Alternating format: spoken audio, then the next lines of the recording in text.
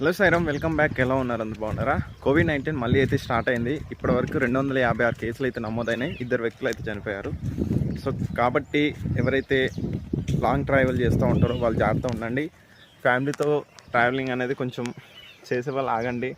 Function కానీ ఎక్కడికి వెళ్ళినా కానీ సేఫ్టీ ఉంచుకోండి. ఎందుకంటే హ్యాండ్ గ్లౌస్ లేకపోయినా కానీ మాస్క్ అయితే పెట్టుకోండి. శానిటైజర్ అయితే చేయండి. ఆ గ్రూప్లో మీటింగ్స్ బంద్ చేయండి ఇక్కడ నుంచి. ఎందుకంటే ఆల్మోస్ట్ మన మహారాష్ట్రలో కొన్ని కేసులు ఉన్నాయి, కేరళ అటు నుంచి ఇంకా కొన్ని కేసులు ఉన్నాయి, మన ఇప్పుడు తెలుగు రాష్ట్రాల్లో కూడా కేసులు నమోదవుతున్నాయి.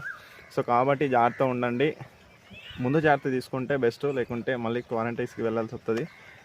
ఇప్పుడైతే ఎట్లా ఉంటుందో తెలియదు, ఎందుకంటే వాతావరణం చేంజ్ అయింది కాబట్టి తొందరగా స్ప్రెడ్ అయ్యే అవకాశాలు ఉంటాయి.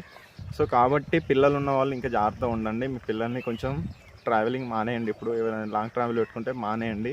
సో వీలైనంత వరకు ఇంట్లో ఉండండి. జై సాయిరామ్.